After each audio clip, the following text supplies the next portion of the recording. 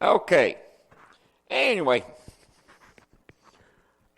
what I'm going to talk to you today is I call it "Get Out of Egypt." Get out of Egypt. Don't be stuck where you are. Brother Chad, next. This is Isaiah 43:19. Behold, I will do a new thing. Now it shall spring forth. Shall ye not know it? And I will even make a way in the wilderness and the rivers in the desert.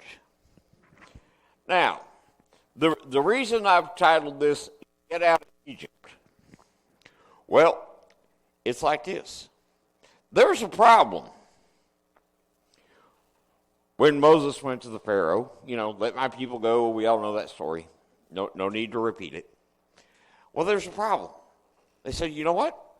We kind of like where we are. Sure, we're slaves, but hey, all of our food's provided for us, and we got houses, place to live. Maybe it ain't so bad. Maybe it ain't so bad. We really don't want to go out in the middle of nowhere on this big trip like you're talking about.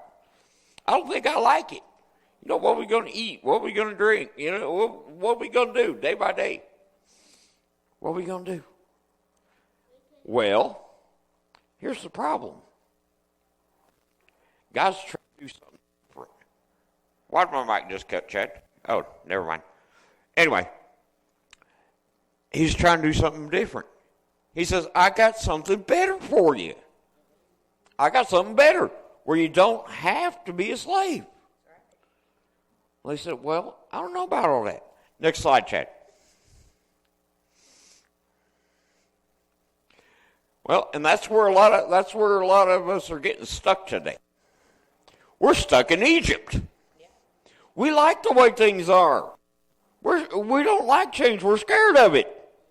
We don't want anything new. I don't want anything new. Number one that I got up here, because I hear this all the time. But we've always done it this way. Well, you ever think that might be part of your problem? Chad, next slide. If you do what you've always done, you're going to have what you've always had. Now, I don't know about y'all, but I see that as a problem.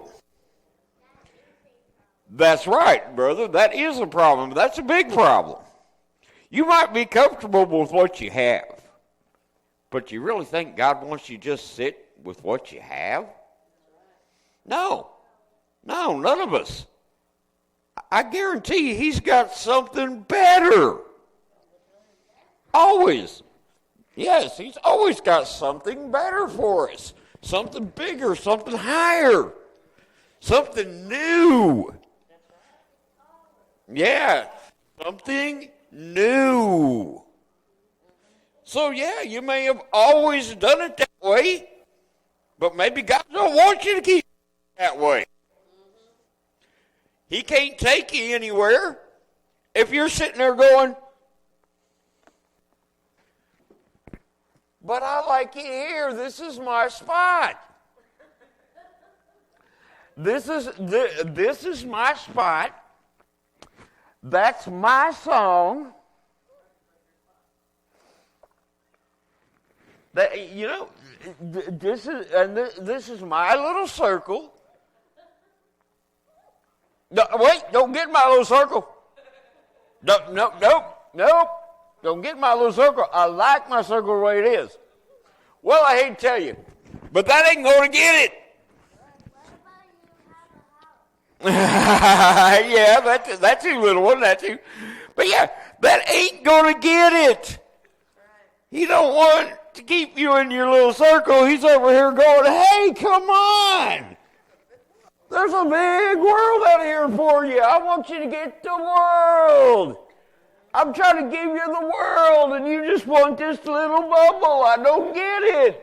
Next up, Brother Chad. Next slide up. Right along with that, what I was just saying.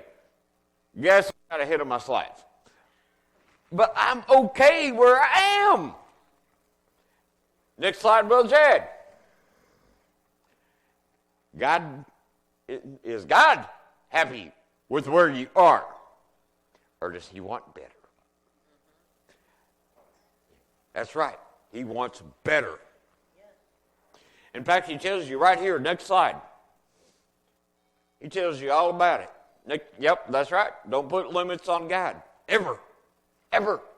Do you know why? That's right.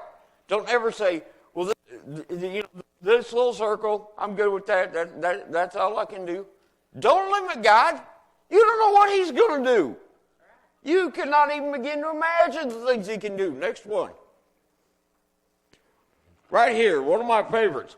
One of my all-time favorite verses right here. Ephesians 3:20. Now unto him that is able to do exceedingly and abundantly above all you can think or ask, according to the power that worketh within us. What does that say? Above all you can think or ask. You might have your little circle. You might have your little chair. You might have your little song. But guess what? You're limiting God. You're putting limits on God when you do that. Because he can do things that you can't even imagine. You want proof of that? I'm standing right here. You ask anybody who knew me back in the day that if I'd be standing here preaching to you folks, I guarantee they would have said, say what? You've already got that plenty. Yeah, that's right. I get it all the time, don't I, sister? All the time. All the time. They're like, whoa, no, not you. I know what you did way back. Yeah. Well, guess what? It's because I wasn't afraid of that new thing. That's right. I was not afraid of that new thing to step up and say, you know what, God? I think you're nuts. I think you probably lost your mind, but I'm going to go with you. I'm going to go with you. Because I'm going to tell you that. When I first got my call to ministry, this is no joke, because you can ask her. I spent many a night sitting there praying, thinking, you know, Lord, I think you got the wrong guy. When you made that call, I think you misdialed.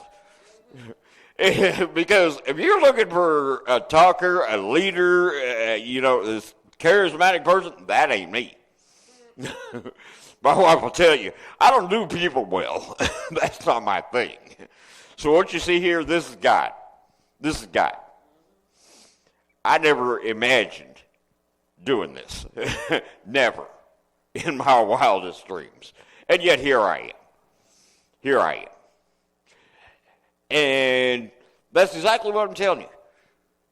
In order for God to lead you where he needs you to go, where you can be, what you can be, don't get comfortable with where you are.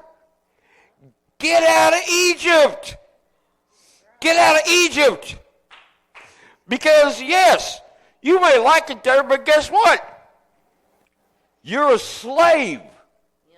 Just as the Hebrews were. They were slaves to the Egyptians. Yeah, they had everything provided for them, but you know what? They couldn't go anywhere. They couldn't do nothing. They needed Pharaoh's approval to do this and do that and to live, really. Because they were beaten for anything. They were executed. They were slaves. But they were happy with where they were. Well, that's what you need to be asking yourself today. What are you a slave to? What are you a slave to? What's your Egypt? What's your Egypt? Now, I'm not going to go into mine. I know what they are. God knows what they are. But just ask yourself that. Am I sitting where I am because that's my Egypt? Because that's my thing. That's my circle. That's my, are you? I bet to some degree all of us are. All of us are. We all have our Egypts. Because we're afraid to step out there. Get out there in the wilderness. Yeah, that wilderness is scary, but you know what happened with the Hebrews in the wilderness, don't we? We all know that. They they didn't bring any food. They ran out of food. What happened? Manna fell from heaven. Because he's God. Exactly. He's God. He said, I got this. Food, no problem. I created the universe. I can give you food.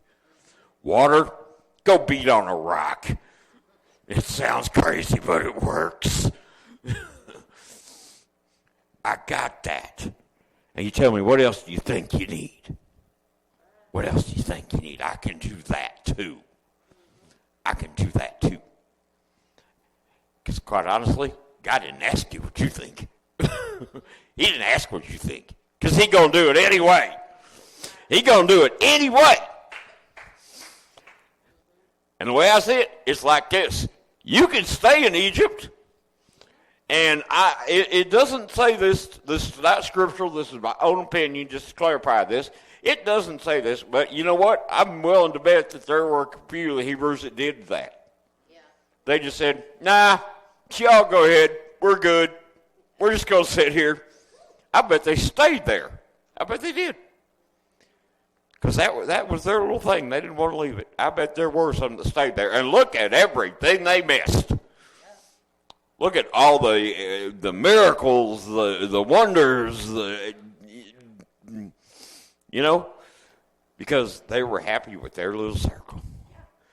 Well, I'm going to tell you right now, I'm not. I'm not. Because to me, that's one of the greatest joys in my life, is I love to just say, you know what, Lord, this is incredible. I can't wait to see what you're going to do now. It's just every day continues to just blow my mind with something. It's like just, wow, how do you do that? How do you do that? Well, the answer is the same. I'm God. And that's what I do. That's what I do. He says, you don't know. You're too small to know. I'm not asking you to know. I'm not asking you to understand where I'm leading you. I'm not even asking if you have any idea what's going on, because I already know you don't. All I'm asking for is just get up and follow me. Get up and follow me. Let's get out of Egypt. That's for all of us out there. All of us out there. Let's get out of Egypt. Let's not get stuck in, well, we've always done this, sir, but I like this. No.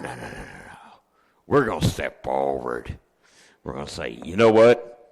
I don't know where this path is going, but I'm willing to take that step. Get over there. And just see what God's going to do next.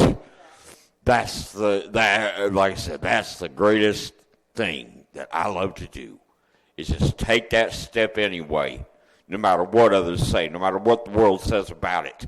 Just get out there, take that step, and say, all right, Lord, I don't know what's going on, but I'm good with it because I know you're standing with me. So let's just get out there and say, hey, you know what? Let's take this walk, Lord. Take this walk.